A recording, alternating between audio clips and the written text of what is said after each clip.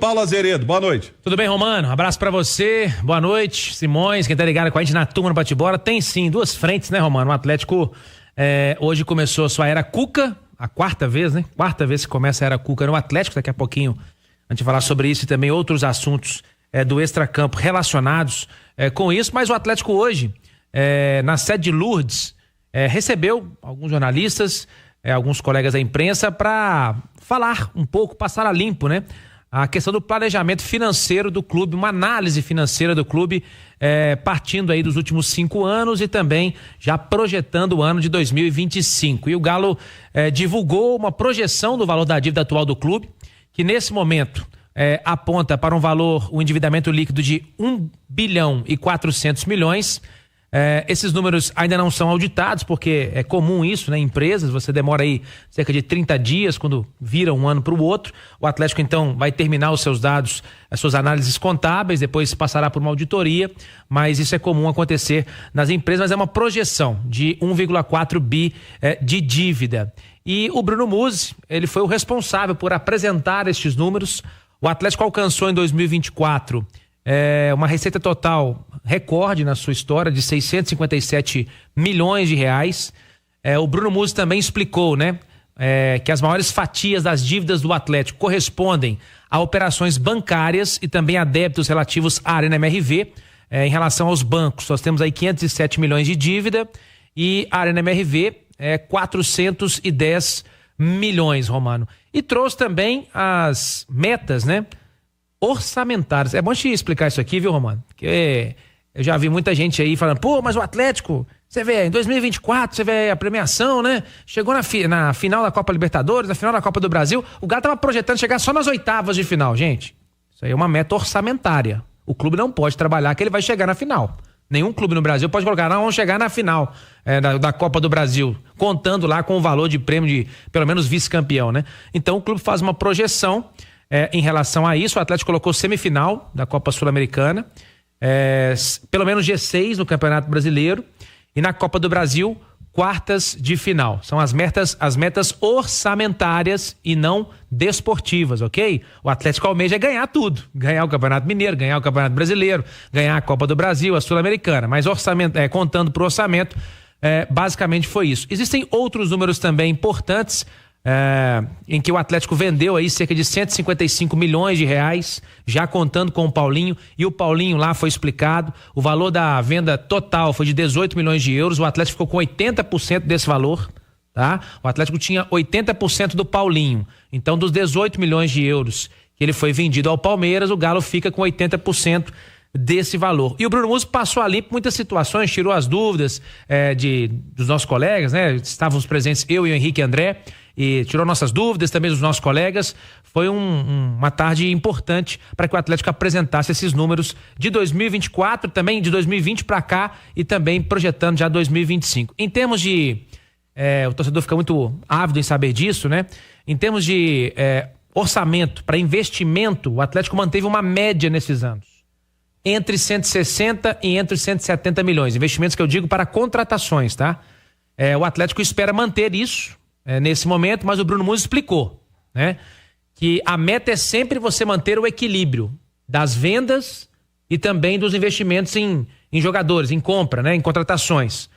O Atlético teve um déficit em relação a 2024, mas de 30 milhões, 32 milhões, se eu não estou enganado aqui de cabeça agora, mas foi em torno de 30 milhões, mas espera chegar mais perto em 2025 de venda e de contratações também. Ô Jander, meta orçamentária é diferente de meta esportiva. A temporada passada, em termos de meta orçamentária, ela foi muito boa pro Atlético. Ela extrapolou, né, o que eles imaginavam. Eu acho que até a esportiva também.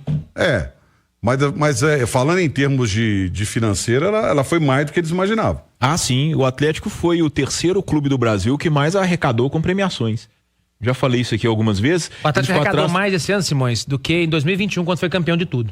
Esse ano. É porque ele ficou atrás só do Botafogo, que ganhou Copa Libertadores e Brasileirão, faz sentido, e do Flamengo, que foi campeão da Copa do Brasil e foi terceiro no Brasileiro e as quartas quartas da Libertadores, quando ele caiu pro Peñarol, né? E o Atlético ficou na terceira colocação, à frente inclusive do Palmeiras, do São Paulo. Então, quer dizer, é esse, o Romano, o cenário do futebol brasileiro, né? A gente tá passando por uma transição e ainda é tudo muito conturbado, tudo muito difícil, tudo muito complicado. Eu cheguei a ler no X hoje, né? O antigo Twitter, né? Uma pessoa questionando assim, seria uma vergonha uma SAF perder jogador para um clube argentino. Uma coisa que não tem, talvez, referência ao Batalha e ao Zaratio, né? Que podem ir pro Boca ou pro Racing. É uma coisa que não tem nada a ver com a outra. Até porque SAF é para salvar clube falido. SAF não é para ter dinheiro sobrando. Não é saco sem fundo. A lei da SAF foi criada para salvar a instituição falida. Aí vem uma pessoa e diz, é uma vergonha, uma SAF. O que imagina que é SAF? Será que SAF acha que é a abreviação de saco sem fundo ou alguma coisa desse tipo? Porque eu não consigo entender. E eu acho que os clubes, principalmente os que se transformaram em SAF, e a gente tem aqui o Cruzeiro e o Atlético, o América é o primeiro a ser, mas o América não é uma SAF na prática, né? Porque no papel, não tem um investidor, né? Não tem um investidor. Mas o Botafogo, o Vasco, o Bahia, ou todo mundo mais, o Coritiba... Cara, esses clubes eles tinham que fazer um trabalho de comunicação e de instrução do torcedor muito forte para explicar o que é a lei da SAF. Porque as pessoas continuam achando que lei da SAF é chegar um bilionário, enfiar dinheiro no clube, sair contratando jogador a rodo e esquecer o passado. E não é assim que funciona. Entendeu? Não é assim que funciona. Atlético e Cruzeiro têm os times que eles têm hoje porque os investidores da SAF agem também com coração. São torcedores. Porque o time que eles têm hoje, eles não dão conta de pagar tendo a melhor temporada da história. Não dão. Existe um limite de arrecadação e que não permite. Então, eu acho que era fundamental a gente ter esse tipo de informação e instrução do torcedor do que é a lei da SAF e de qual é o objetivo dela. Porque a coisa tá muito nebulosa no futebol brasileiro e eu tenho muito medo disso. Porque a última vez que aconteceu foi com aquelas parcerias lá, que veio Henrique, Spock Tavares, não sei o que lá, e uma pancada de clube gastou o que tinha, o que não tinha, acreditando numa parceria que nunca saiu do papel ou do sonho de Cartola. E deixou, foi dívida, e dívida pesada. Muita dívida. E dívida pesada. Deixa eu mandar um abraço aqui pro João Batista, está em Sericita. Grande abraço. Conheço o Sericita, próximo a Abricampo, e o Messias está em Rio Casca, que é um pouquinho mais pra frente. É um pouquinho pra frente ali de Sericita e de Abricampo. Então, um grande abraço, obrigado pela... com raspa maravilhoso, Rio Casca. Não, aí já tá fazendo propaganda, né, Paulinho? É difícil demais. Mas você tem recado aí? Bom, tem recado sim, Romano. Só antes de trazer o recado, só trazer alguns números também que eu vou até convidar o nosso ouvinte e teleweb espectador aí do YouTube também, né? Mas a turma que tá ouvindo a Itatiaia, acessar agora o itatiaiasport.com.br, porque a nossa equipe tá fazendo várias matérias legais sobre esse bate-papo que a gente teve lá hoje, trazendo alguns números. Mas acho que um é importante porque o Atlético teve um superávit operacional, tá, Romano? Isso aí envolve, por exemplo, atividades do qual a SAF do Galo está inserida. Por exemplo, transmissão, premiação, bilheteria, patrocínio, Galo na Veia, Arena MRV, tudo isso o Atlético obteve pela primeira vez o seu superávit de 8 milhões. Então o Atlético busca a cada ano melhorar essas questões operacionais. Tem nada a ver com futebol isso aqui, tá?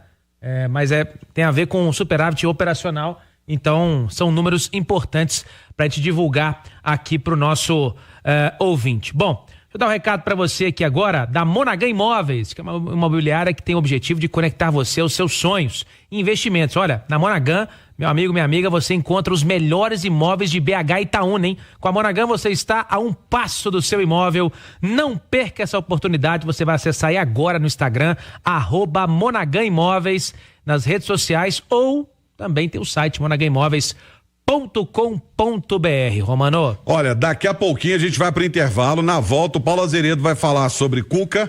Tem novidade aí, hein? E tem novidade. Paulo Azeredo, Cuca chegou e já colocou a mão na massa. Já tá trabalhando, é isso? Como ele gosta de dizer, já tá mexendo doce.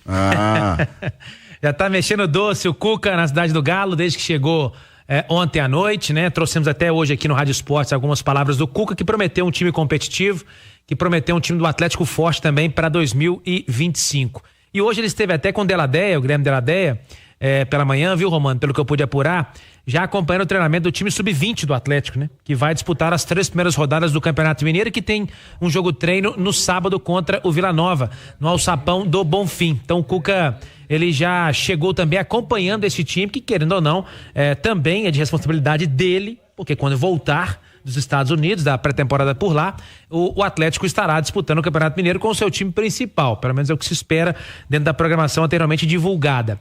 E aí, temos algumas situações importantes. Hoje, enquanto estava lá nessa apresentação, nessa análise que foi apresentada financeira do Atlético na sede, recebi uma mensagem, nosso companheiro, aliás, um abraço para ele, tá sempre ligado na Itatiaia, o Jonathan Mendes, da rádio Banda B, lá do Paraná, e ele me chamava e falava: Paulinho, olha, recebi uma informação aqui de que o Atlético entrou na parada para ter o Natanael.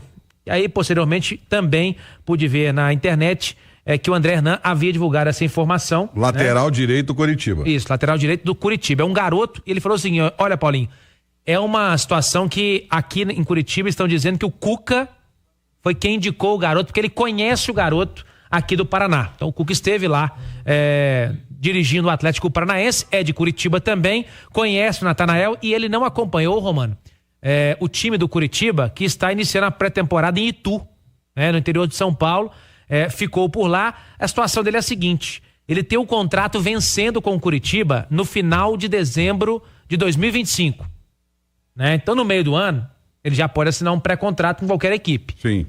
E o Curitiba, estaria deixando nesse momento, sabendo que o jogador teve proposta do São Paulo, não deu certo, e agora poderia ter essa proposta do Atlético, deixando nesse momento o jogador treinando separado para que possa resolver a situação dele, para saber se ele vai ser reintegrado ao Curitiba, e participar da pré-temporada, ou se vai seguir sua vida em outra equipe. Então surge agora esse nome do Natanael, que poderia vir para reforçar a lateral direita do Atlético. E hoje também pude observar, aí sim, o André Hernan mais cedo, divulgando, até bati um papo com ele hoje, estava lá hoje na sede de Lourdes, o André Hernan.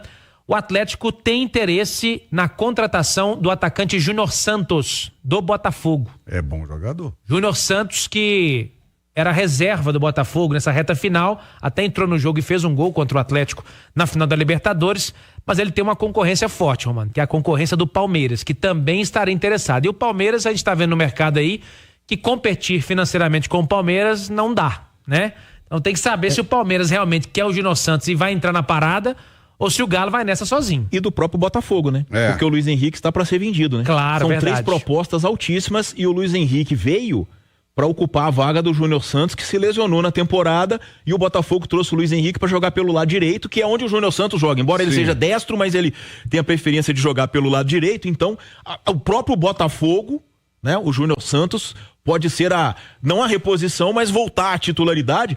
Se o Botafogo, que tá com a corda no pescoço, não só o Botafogo, como o Lyon, como os times todo do Textor, e tá com a dívida milionária lá na França, se trouxer pro Real é quase bilionária, Se o Luiz Henrique for vendido, o Júnior Santos vira o titular do Botafogo pelo lado direito. E ainda perdeu o Tiquinho, Envolvido na negociação do Jair com o Santos. Mas é bom jogador, hein? Seria um baita reforço. Demais, que é isso. Cara, você ter Júnior Santos e Hulk na frente é um trem com 2 locomotivas.